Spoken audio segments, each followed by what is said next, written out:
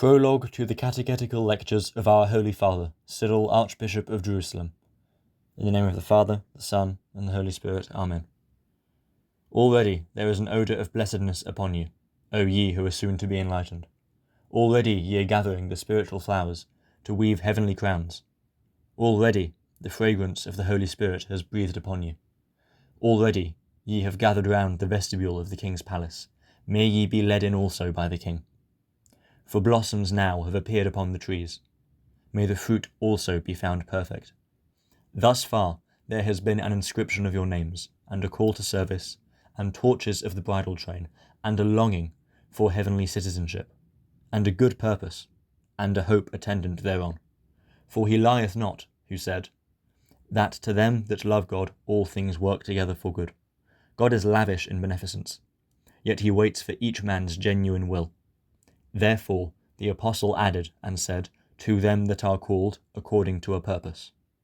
The honesty of purpose makes thee called. For if thy body be here, but not thy mind, it profiteth thee nothing. Even Simon Magus once came to the laver. He was baptized, but was not enlightened.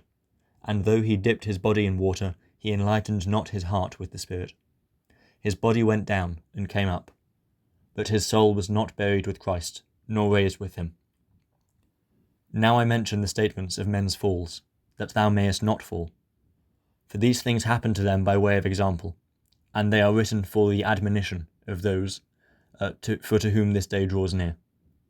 Let none of you be found tempting his grace, lest any root of bitterness spring up and trouble you. Let none of you enter, saying, let us see what the faithful are doing. Let me go in and see, that I may learn what is being done. Dost thou expect to see, and not expect to be seen? And thinkest thou that while thou art searching out what is going on, God is not searching thy heart? A certain man in the Gospels once pried into the marriage feast, and took an unbecoming garment, and came in, and sat down, and ate, for the bridegroom had permitted it. But when he saw them all clad in white, he ought to have assumed a garment of the same kind himself, whereas he partook of the like food, but was unlike them in fashion and in purpose. The bridegroom, however, though bountiful, was not undiscerning, and in going round to each of the guests and observing them, for his care was not for their eating, but for their seemly behaviour, he saw a stranger not having on a wedding garment, and said to him, Friend, how camest thou in hither? In what a colour? With what a conscience? What though the doorkeeper forbade thee not, because of the bountifulness of the entertainer? What though thou wert ignorant in what a fashion thou shouldst come into the banquet? Thou didst come in, and didst see the glittering fashions of the guests. Shouldst thou not have been taught even by what was before thine eyes? Shouldst thou not have retired in a good season, that thou mightest enter in a good season again? But now thou hast come in unseasonably, to be unseasonably cast out. So he commands the servants, bind his feet, which daringly intruded, bind his hands, which knew not how to put a bright garment around him, and cast him into the outer darkness, for he is unworthy of the wedding torches. Thou seest what has happened to that man. Make thine own condition safe. For we, the ministers of Christ, have admitted every one, and occupying, as it were, the place of doorkeepers, we left the door open. And possibly thou didst enter with thy soul bemired with sins, and with the will defiled. Enter thou didst, and wast allowed. Thy name was inscribed. Tell me, dost thou behold this venerable constitution of the Church? Dost thou view her order and discipline, the reading of Scriptures, and the presence of the ordained, the course of instruction? Be abashed at the place, and be taught by what thou seest. Go out opportunely now, and enter the most opportunely tomorrow. If the fashion of thy soul is avarice, put on another fashion, and come in. Put off thy former fashion, cloak it not up. Put off, I pray thee, fornication and uncleanliness, and put on the brightest robe of chastity. This charge I give thee, before Jesus the bridegroom of souls come in, and see their fashions. A long notice is allowed thee. Thou hast 40 days for repentance. Thou hast full opportunity to put off, and wash, and to put on and enter. But if thou persist in evil purpose, the speaker is blameless, but thou must not look for the grace. For the water will receive, but the Spirit will not accept thee. If any one is conscious of his wound, let him take the salve. If any has fallen, let him arise. Let there be no Simon among you, no hypocrisy, no idle curiosity about the matter. Possibly, too, thou art come on another pretext. It is possible that a man is wishing to pay court to a woman, and came hither on that account. The remark applies in like manner to women also in their turn. A slave also perhaps wishes to please his master, a friend his friend. I accept this bait for the hook, and welcome thee. Though thou camest with an evil purpose, yet as to one to be saved by good hope. Perhaps thou knewest not whither thou wert coming, nor in what kind of net thou art taken. Thou art come with the church's nets. Be taken alive, flee not, for Jesus is angling for thee, but not in order to kill, but by killing to make alive. For thou must die and rise again, for thou hast heard the apostles say, dead indeed unto sin, but living unto righteousness. Die to thy sins, and live to righteousness. Live from this very day. See, I pray thee, how great a dignity Jesus bestows upon thee. Thou wert called a catechumen, while the word echoed round thee from without, hearing of hope and knowing it not, hearing mysteries and not understanding them, hearing scriptures and not knowing their depth. The echo is no longer around thee, but within thee, for the indwelling Spirit henceforth makes thy mind a house of God. When thou shalt have heard what is written concerning the mysteries, then wilt thou understand things which thou knewest not. And think not that thou receivest a small thing, though a miserable man, thou receivest one of God's titles. Hear St. Paul saying, God is faithful. Hear another scripture saying, God is faithful and just. Foreseeing this, the psalmist, because men are to receive a title of God, spoke thus in the person of God, I said, Ye are gods, and are all sons of the Most High. But beware, lest thou have the title of faithful, but the will of the faithless. Thou hast entered into a contest. Toil on through the race. Another such opportunity thou canst not have. Were it thy wedding day before thee, wouldest thou not have disregarded all else, and set about the preparation for the feast? And on the eve of consecrating thy soul to the heavenly bridegroom, wilt thou not cease from carnal things, that thou mayest win spiritual? We may not receive baptism twice or thrice, else it may be said, though I have failed once, I shall set it right a second time. Whereas, if thou fail once, the thing cannot be set right, for there is one Lord, and one faith, and one baptism. For only the heretics are rebaptized, because the former was no baptism. For God seeks nothing else from us, save a good purpose. Say not, how are my sins blotted out? I tell thee, by willing, by believing. What can be shorter than this? But if, while thy lips declared thee willing, thy heart be silent, he knoweth the heart who judgeth thee. Cease from this day from every evil deed. Let not thy tongue speak unseemly words. Let thine eye abstain from sin, and from roving after things unprofitable. Let thy feet hasten to the catechizings. Receive with earnestness the exorcisms. Whether thou be breathed upon or exercised, the act is to thee salvation. Suppose thou hast gold unwrought and alloyed, mixed with various substances, copper and tin, and iron and lead. We seek to have the gold alone. Can gold be purified from the foreign substances without fire? Even so, without exorcisms, the soul cannot be purified. And these exorcisms are divine, having been collected out for the divine scriptures. Thy face has been veiled, thy mind may henceforward be free, lest the eye by roving make the heart rove also. But when thine eyes are veiled, thine ears are not hindered from receiving the means of salvation. For in like manner as those who are skilled in the goldsmith's craft throw in their breath upon the fire, through certain delicate instruments, and blowing up the gold which is hidden in the crucible stir the flame which surrounds it, and so find what they are seeking. Even so, when the exorcists inspire terror by the Spirit of God, and set the soul as it were on fire in the crucible of the body, the hostile demon flees away, and there abides salvation, and the hope of eternal life, and the soul henceforth is cleansed from its sins, and hath salvation. Let us then, brethren, abide in hope, and surrender ourselves, and hope, in order that the God of all may see our purpose, and cleanse us from our sins, and impart to us good hopes of our estate, and grant us repentance that bringeth salvation. God hath called, and his call is to thee. Attend closely to the catechizings, and though we should prolong our discourse, let not thy mind be wearied out. For thou art receiving armour against the adverse power, armour against heresies, against Jews and Samaritans and Gentiles. Thou hast many enemies, Take to thee many darts, for thou hast many to hurl them at, and thou hast need to learn how to strike down the Greek, and how to contend against heretic, against Jew and Samaritan. And the armour is ready, and most ready the sword of the Spirit. But thou also must stretch forth thy right hand, with good resolution, that thou mayest war the Lord's warfare, and overcome adverse powers, and become invincible against every heretical attempt. Let me give thee this charge also: study our teachings, and keep them for ever. Think not that they are the ordinary homilies, for though they are good and trustworthy, yet, if we should neglect them today, we may study them tomorrow. But if the teaching concerning the laver of regeneration, delivered in a consecutive course, to be neglected today, when shall it be made right? Suppose it is the season for planting trees. If we do not dig, and dig deep, what else can then be planted rightly, which has once been planted ill? Suppose, pray, that the catechizing is a kind of building. If we do not bind the house together by regular bonds in the building, lest some gap be found, and the building become unsound, even our former labour is of no use. But stone must follow stone by course, and corner match with corner, and by our smoothing off inequalities the building must thus rise evenly. In like manner we are bringing to thee stones, as it were, of knowledge. Thou must hear concerning the living God, thou must hear judgment, thou must hear of Christ and of the resurrection.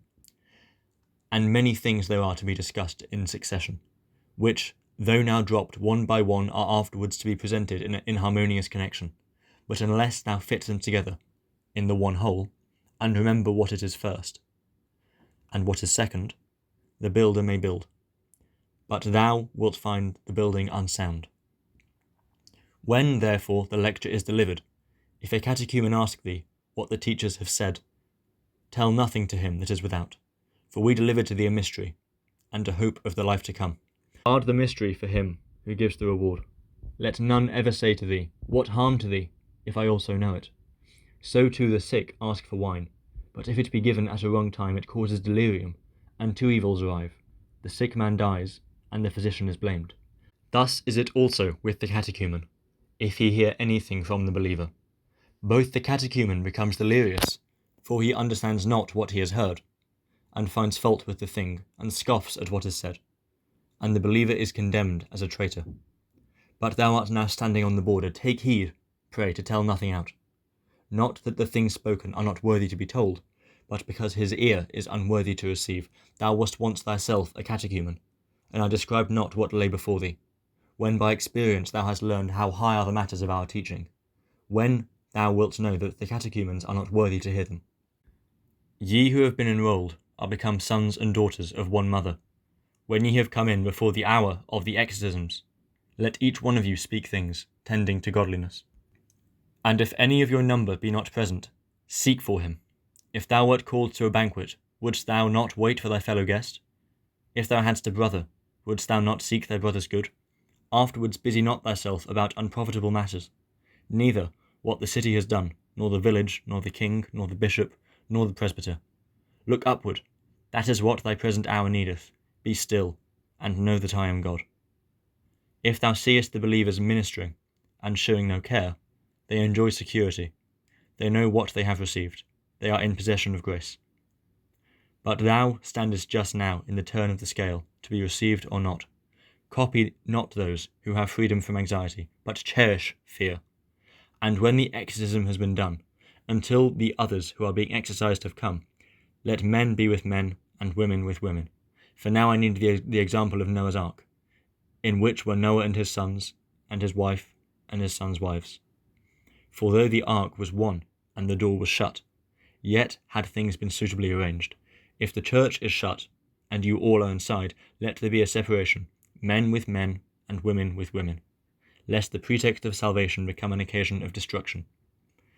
Even if there be a fair pretext for sitting near each other, let passions be put away. Further, let the men when sitting have a useful book, and let one read, and another listen. And if there be no book, let one pray, and let another speak something useful. And again, let the party of young women sit together in like manner, either singing or reading quietly, so that their lips speak, but others' ears catch not the sound. For I suffer not a woman to speak in the church.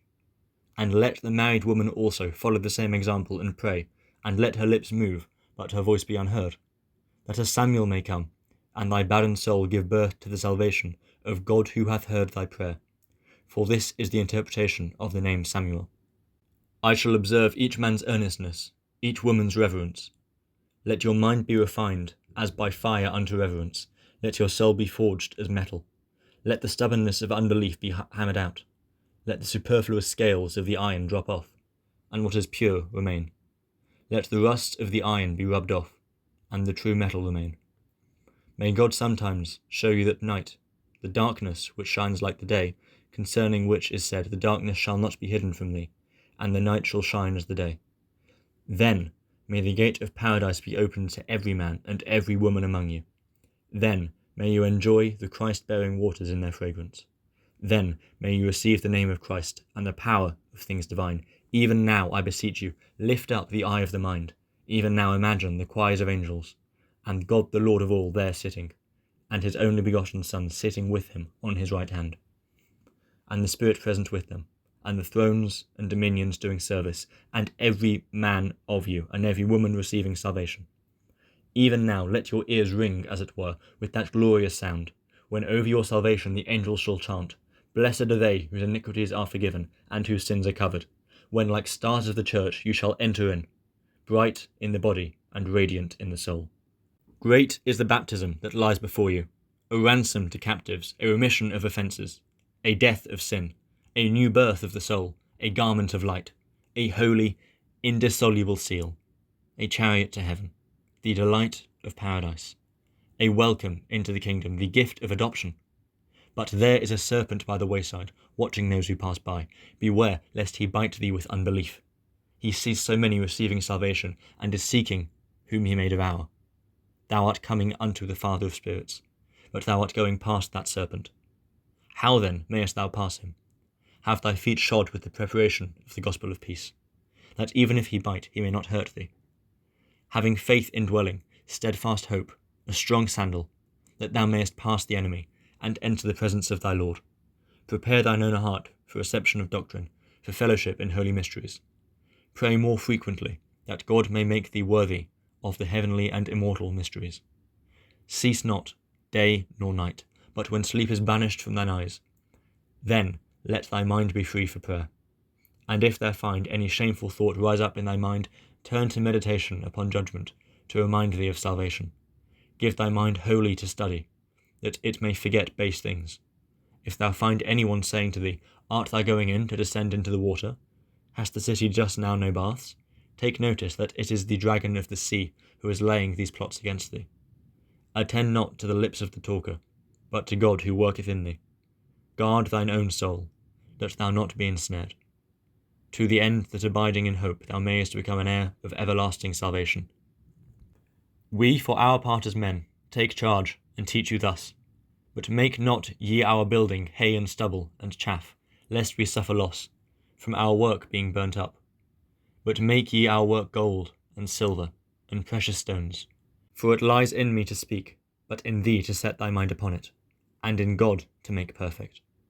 Let us nerve our minds, and brace up our souls, and prepare our hearts. The race is for our soul, our hope is of things eternal, and God, who knoweth your hearts, and observeth who is sincere, and who a hypocrite, is able both to guard the sincere, and to give faith to the hypocrite. For even to the unbeliever, if only he gives his heart, God is able to give faith. So may he blot out the handwriting that is against you, and grant you forgiveness of your former trespasses, that he may plant you into his church, and enlist you in his own service, and put on you the armour of righteousness. May he fill you with the heavenly things of the new covenant, and give you the seal of the Holy Spirit, indelible throughout all the ages, in Jesus Christ our Lord, to whom be the glory for ever and ever. Amen. These catechetical lectures, for those who are to be enlightened, thou mayest lend to candidates for baptism, and to believers who are already baptized, to read, but give not all, neither to catechumens, nor to any others who are not Christians, as thou shalt answer to the Lord. And if thou make a copy, write this in the beginning, as in the sight of the Lord.